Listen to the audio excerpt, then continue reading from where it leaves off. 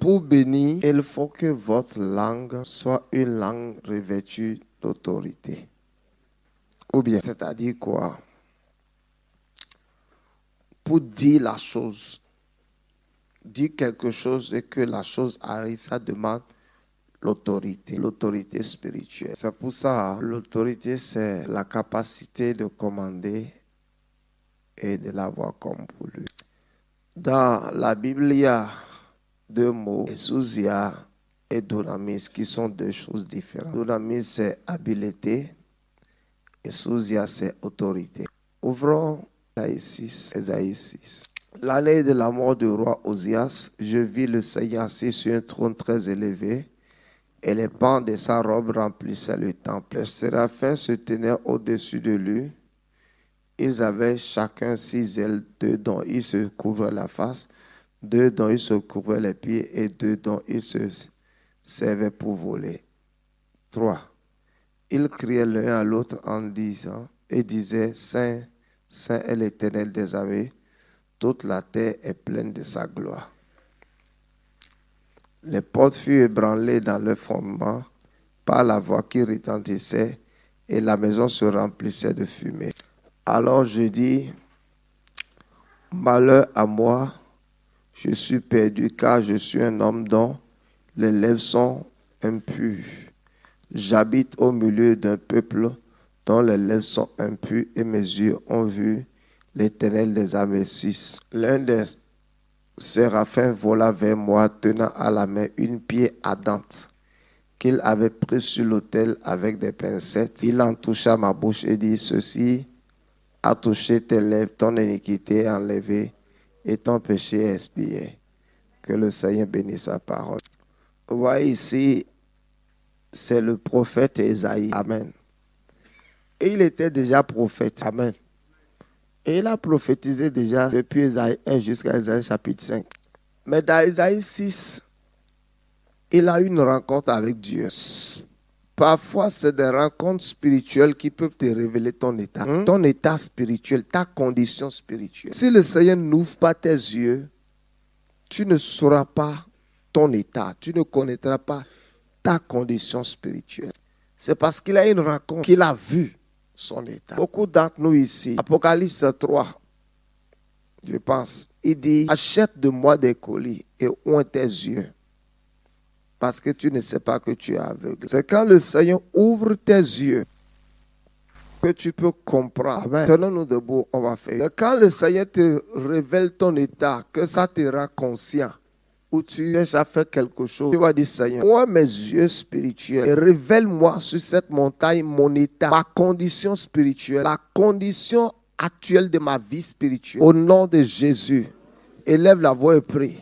Asseyez-vous. Dans le ministère prophétique, vous avez besoin d'au moins 3 dons pour être un prophète. Au moins. Amen. Ne diminue pas le volume de mon micro. Je ne sais pas ce qui est tombé sur vous. Vous avez besoin de la parole de connaissance. La parole de connaissance, dans 1 Corinthiens, où Paul parle de la parole de connaissance. La parole de connaissance vous permet de connaître les faits. Amen. Les faits, les choses qui se sont passées ou qui veulent se passer, c'est la parole de connaissance. Avoir seulement la parole de connaissance ne fait pas de toi un prophète. Il suffit que quelqu'un ait la parole de connaissance, il arrive à voir les faits du passé. Et j'ai vu, quelque chose s'est passé. J'ai vu quand vous étiez en train de vendre hier le sable, j'ai vu quelqu'un t'a donné 2 billets de 10 000. Frère Samuel dit oui.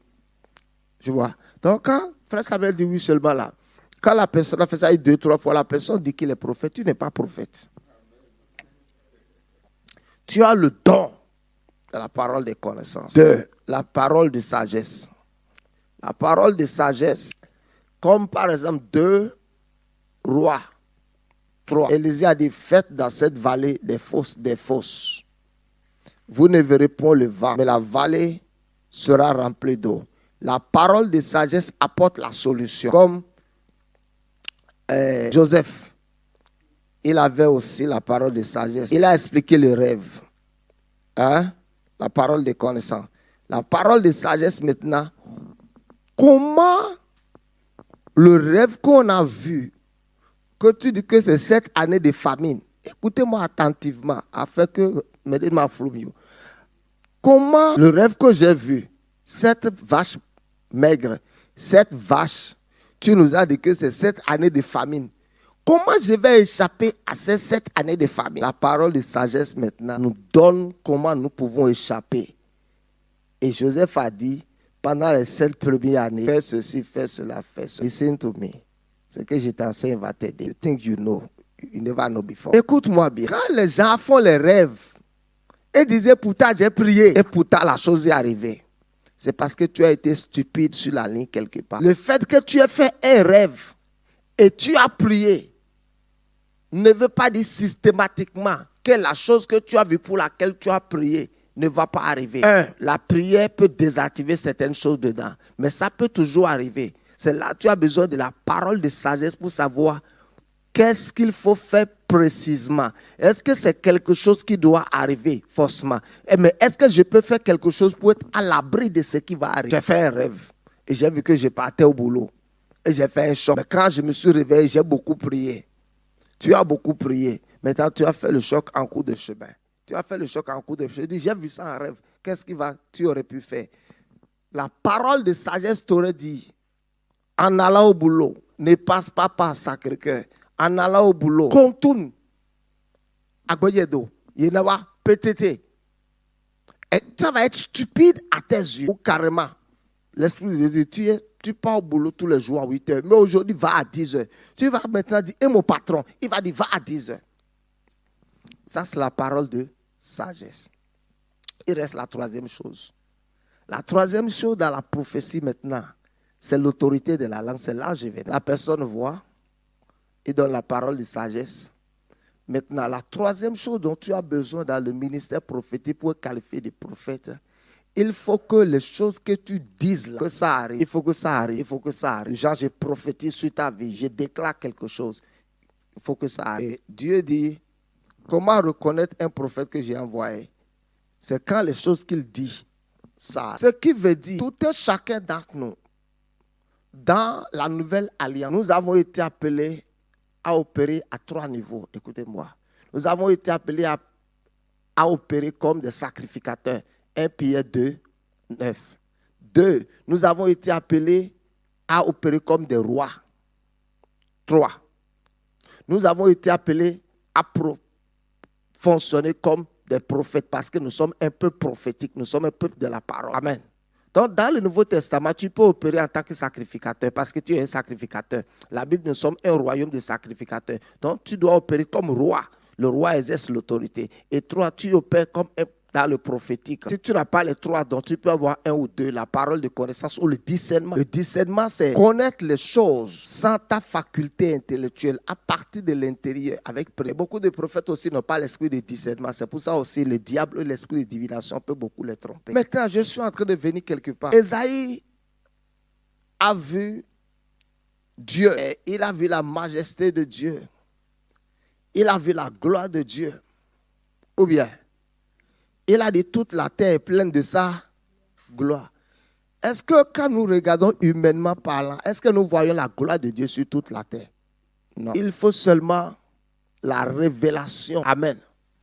Pour que quand tout va mal, tu vois que la gloire de Dieu est dans la situation. Maintenant, Ésaïe dit, ah, j'ai vu le roi, ma langue est souillée.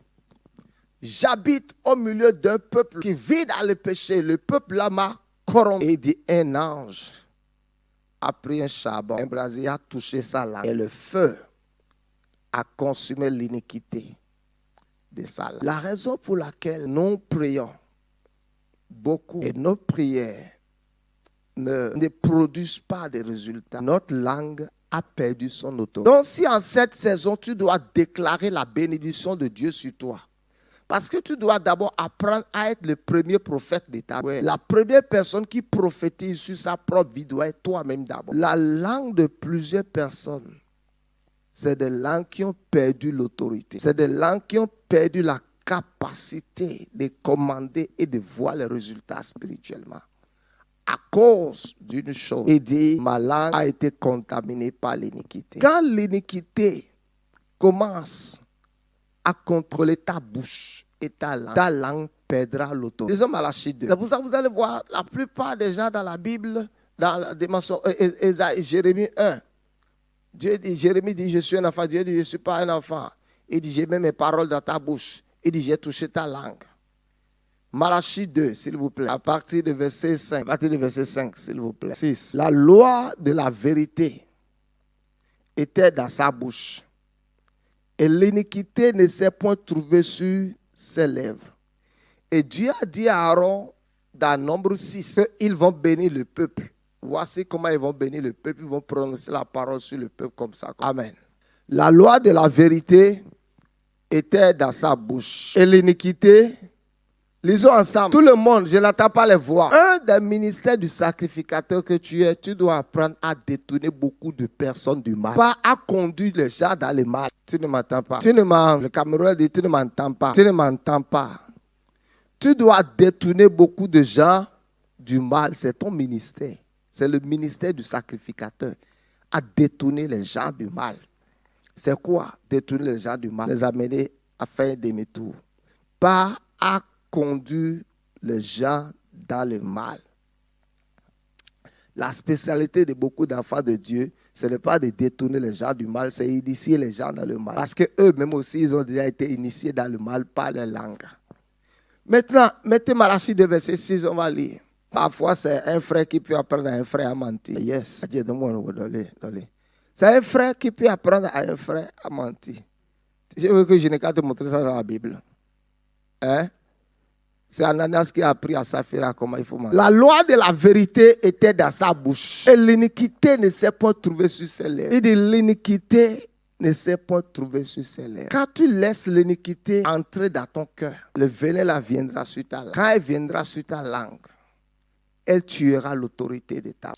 Comment tu vas savoir que ta bouche a perdu d'autorité? C'est très simple. Quand la bouche de quelqu'un perd l'autorité, première chose que ça veut dire que spirituellement, tu n'as pas de voix. Ta voix a été éteinte ou ta voix est étouffée.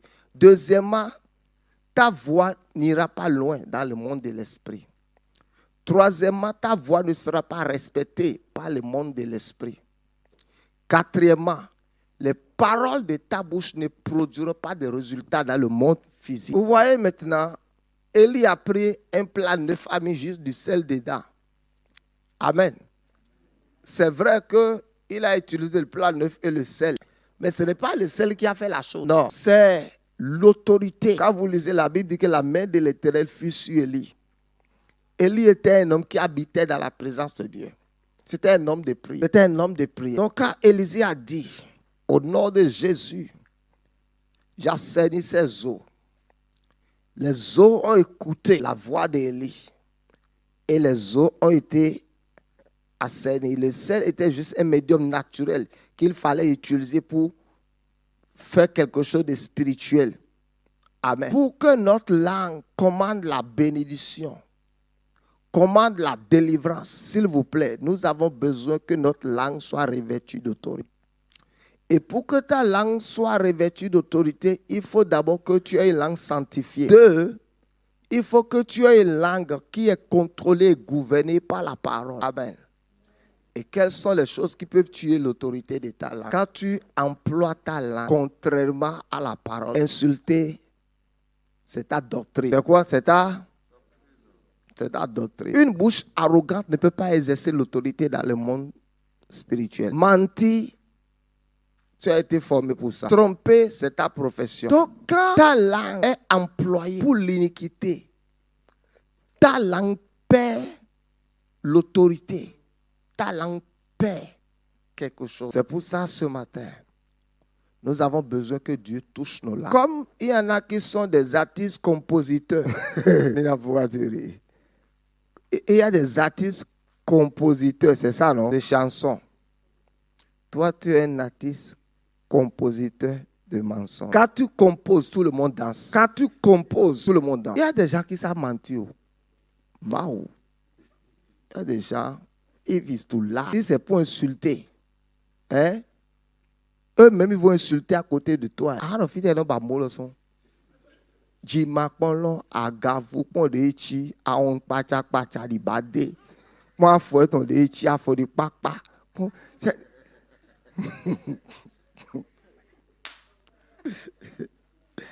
Moi, on est. Fiti à trompe, bois bien romain, ami. Réloué, fiti à trompe, fiti à flec, mon bois dire ronché, mais. Et quand à peine il finit d'insulter là, il a dit oh clown, c'est un artiste compositeur d'insultes. Alléluia. Ta langue n'a pas de frein. Ta langue n'a pas de frein. Ta langue est forte pour tromper. Tu as ton 12e album. Tu as déjà pris le prix Nobel du mensonge et de la tromperie. Le prix Nobel du mensonge. Les filles ont souvent le prix Nobel du mensonge. Les filles mentent plus que les hommes parfois. Les filles mentent. Quand je t'appelais là, tu étais en lien avec. Je l'appel d'un deuxième homme. Quand en ligne, tu m'as appelé. C'est MTN, non? Moi, j'étais pas. C'est le réseau. C'est le réseau. Je t'appelais depuis ça sonnait occupé. Ah, mon portable s'est éteint. C'est comme si ma mère. Et puis après, je ne sais pas. Mais toi, je t'ai vu dans la journée. Dans la voiture avec. Oh. Ce n'est pas ma mère, c'est mon cousin qui est venu le voir, non? Et elle me dit que mon cousin a qu'à me déposer pour que je n'ai qu'à lui acheter quelque chose et lui ramener ça. Et les filles, vous mentez. My God. Si tu croises une fille qui ment et tu la croises pendant les fiançailles, run. Run for your life. Run for your life. Je vous ai dit comment j'ai enlevé mes pieds de l'autre chose. Run for your life. Fuis. Et sauve ta women can lie. Maintenant, s'il vous plaît, le diable est appelé le père du mensonge. Le diable est appelé le père du mensonge. Ce que je vous dis est important. Si tu es ici, tu es réellement intéressé par les choses de l'esprit et tu veux évoluer dans le monde de l'esprit, tu veux être élevé dans le monde de l'esprit, tu veux monter en esprit, écoute-moi, tu veux être revêtu d'une certaine autorité. Ce que je t'ai dit, tu ne peux pas boycotter ça. Sinon, tu vas rester népio toute ta vie spirituelle sur la terre. Tu vas rester un enfant, un bébé, une personne immature. Mais si tu veux être une personne avec une certaine autorité, tes lèvres. Et dit les lèvres du sacrificateur doivent garder la science qui est la parole. Il dit c'est à la bouche du sacrificateur on demandera. Il dit, tu as détourné beaucoup de personnes du mal. Il dit, l'iniquité ne s'est point trouvée sur sa langue. Et il dit à Lucifer, tu as été intègre jusqu'au jour où l'iniquité est venue sur tes lèvres. Si tu as fait une affaire qui te fait beaucoup mentir, il faut réfléchir sur l'affaire. Si tu as un boulot qui te fait beaucoup mentir, je suggère pour toi, même que tu changes de profession. C'est pour ça que la langue de plusieurs ont perdu des valeurs spirituelles. Tu vois, le démon a dit quoi au fils de Séphar? Il dit, Paul, je le connais. Pierre, je le connais. Jésus, je le connais. Vous, je ne vous connais pas. Ce qui veut dire que un chrétien peut ne pas connaître ton autorité, mais un sorcier connaît ton autorité. Tu vois, si on est ici tout de suite là, et toi tu es dans cette maison, tu minimises tout ici. Un sorcier qui vient ici là, il va connaître. Quand quelqu'un te dit j'ai pesé, et tu as été trouvé léger, tu as été pesé. Adigma et de l'ébisson. Ta langue est corrompue par le mensonge, par le mal. Ta langue est corrompue par la diffamation, par le mensonge. Ta langue est corrompue par la tromperie. Ta langue est corrompue. Tu as corrompu ta langue. Tu as corrompu ta sagesse. Parlant de Lucifer, il dit tu as corrompu ta sagesse. Tu as corrompu ta langue. Qu'est-ce qui est en train de corrompre ta langue? Ce qui est en train de corrompre ta langue, c'est comme si on a pris un ciseau. On a commencé à couper ta langue un peu. Parce que quand ta langue est corrompue spirituellement, le diable silence your voice. C'est comme si ta bouche a été scellée. Dis au nom de Jésus. Regardez deux personnes qui discutaient sur quelque chose. Et un prophète disait que tel miracle est faux, tel miracle n'est pas biblique, tel miracle n'est pas biblique. J'ai écouté l'autre prophète, j'ai dit, toi qui dis que ce miracle n'est pas biblique, tu ne veux seulement pas admettre que tu n'as pas ce don-là pour produire ça. Il dit, tu n'as pas ce don, tu n'as pas cette onction. Beaucoup d'entre nous avons corps. C'est pour ça que tu dis, au nom de Jésus, au nom de Jésus, au nom de Jésus, au nom de Jésus, au nom de Jésus, au nom de Jésus, au nom de Jésus, au nom de Jésus, au nom de Jésus, jusqu'à rien au nom de Jésus. Parce que la Bible dit, vous savez, utiliser le nom de Jésus n'est pas donné à tout le monde. Il y a une condition. Quiconque prononce le nom de Jésus, qu'il s'éloigne de l'iniquité. Il dit le solide fondement, le standard pour utiliser le nom de Jésus. Il dit le solide fondement subsiste. Quiconque prononce le nom de Jésus, qu'il s'éloigne de l'iniquité. Donc, personne ne peut avoir l'iniquité dans la bouche et être en train d'invoquer le nom de Jésus et le nom va répondre. Ferme les yeux.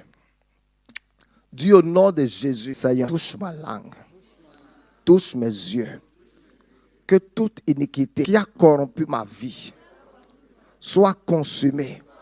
Soit consumée. Au nom de Jésus. Amen. Que la grâce de Dieu soit avec vous. Dans le nom puissant de Jésus.